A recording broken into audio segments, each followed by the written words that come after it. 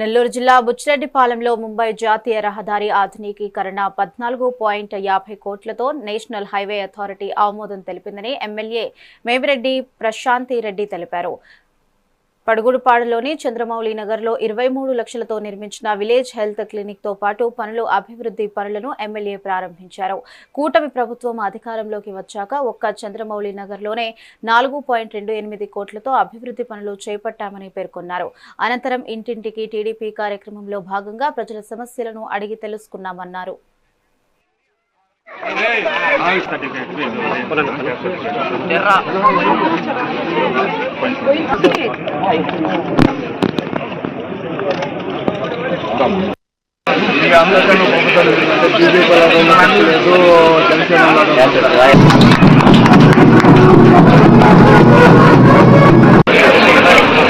వెనక రావాలి.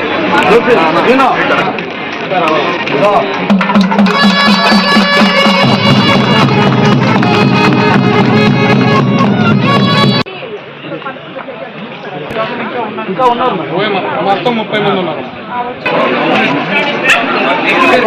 అనురాదమ్మా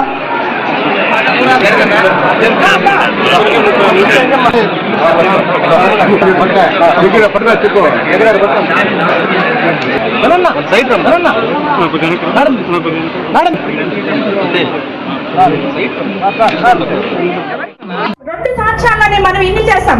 రాబోయే 3 సంవత్సరాల్లో మరింత ఎక్కువగా చేస్తామని కూడా మీకు అందరికీ తెలియజేసుకుంటూ ఈరోజు మన పడుగుపాడు గ్రామానికి వస్తే పంచాయతీరాజ్ శాఖలో ఈ 2 సంవత్సరాల్లో 1,40,00,000 ఖర్చు పెట్టడం జరిగింది.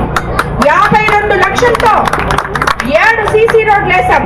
ఈ రోజు 23 లక్షలతో నిర్మించుకుంటున్న విలేజ్ హెల్త్ సెంటర్ మనం ఈ రోజు ఓపెన్ చేసుకోవడం జరిగింది. 20 లక్షలతో నిర్మిస్తున్న మరో విలేజ్ సెంటర్ కూడా త్వరలో పూర్తి కాబోతుంది. మరో 42 లక్షలతో పడుగుపాడు 3వ సచివాలయం పరిధిలో కొత్త హెల్త్ సెంటర్ కూడా మంజూరైంది. ఈ రోజు 3,50,000తో సామాజిక వికాస భవనం కూడా పడుగుపాడు కేఆర్ఆర్ నగర్ లో షాదీ మంజిల్ కూడా ఏర్పాటు ప్రతిపాదనలు పంపించున్నాం. ఈ లెక్కను చూస్తే పంచాయతీరాజ్ లో 1,40,00,000 ఖర్చు పెట్టాం. అంటే ఇరిగేషన్ శాఖ తీసుకుంటే పడుగుపాడులో 17,34,000తో పడుగుపాడు కాలువ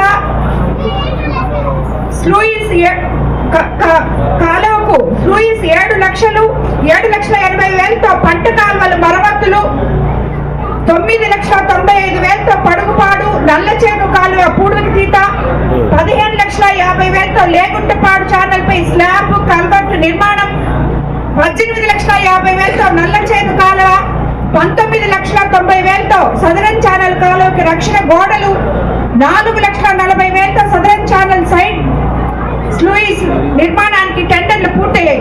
త్వరలో పనులు ప్రారంభం కాబోతున్నాయి. అంటే ఇరిగేషన్ శాఖలో ఒక పడుగుపాడులో ఈ 2 సంవత్సరాల్లో 93 లక్షలు పెట్టడం జరిగింది.